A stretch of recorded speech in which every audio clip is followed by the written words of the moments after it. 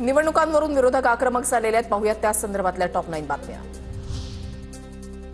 सर्वपक्षीय शिष्टमंडळ आज निवडणूक अधिकाऱ्यांना भेटणार. शिष्टमंडळामध्ये शरद पवार, राज ठाकरे, उद्धव ठाकरे, हर्षवर्धन सपकाळ सहभागी होणार. यशवंतराव चव्हाण सेंटरमध्ये दुपारी एकत्रित पत्रकार परिषद होणार.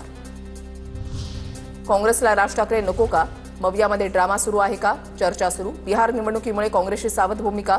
शिष्टमंडळामध्ये काँग्रेसचे प्रदेशाध्यक्ष नसतील. बाळासाहेब थोरात जाणार तर हर्षवर्धन सपकाळ आज दिल्लीला जाणार. पक्षाच्या नेत्यांच्या भेटीगाठी घेण्याची शक्यता. देशातील निवडणूक यंत्रणा म्हणजे फ्रॉड झालाय. महाराष्ट्र हरियाणामध्ये फसवणुकीचा अनुभव. लोकसभेला 40 ते 45 जागा चोरण्यात आल्या. संजय राऊतांचा आरोप.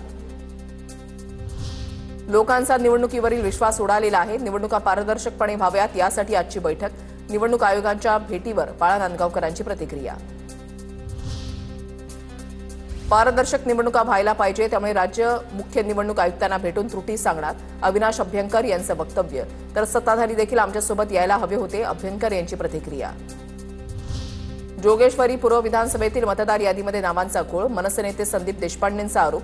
तर जोगेश्वरीमधील मतदार यादीमध्ये मराठी सोडून दक्षिण भारतामधील भाषेमध्ये नावाचा उल्लेख असल्याची मनसे नेते संदीप देशपांडेंची माहिती. बऱ्याच मुद्द्यांवर शिवसेना आणि मनसे एकत्र. ज्यांना आमच्यासोबत यायचंय त्यांचं स्वागत. नाही येत असाल तर ठीक. मनसे आणि मवियाबाबतच्या प्रश्नावर संजय राऊतांकडून स्पष्ट. आतापासूनच विरोधक पराभवाच्या मानसिकतेमध्ये कितीही आक्षेप घेतला तरी महायुती 51% मतं घेऊन निवडणूक जिंकेल. शिष्टमंडळाच्या भेटीवर बावनकुळेंची प्रतिक्रिया. ईव्हीएम भाजपनं नाही तर काँग्रेसनं आणलं. हे पाप काँग्रेसचंच. तेव्हा काँग्रेसचं चांगलं होतं, आता भाजपचं आहे. बच्चू कडूंची टीका. तर माझ्या मतदारसंघामध्ये मतदार यादीतील 2000 लोकांचा पत्ताच नसल्याचा कडूंचा आरोप.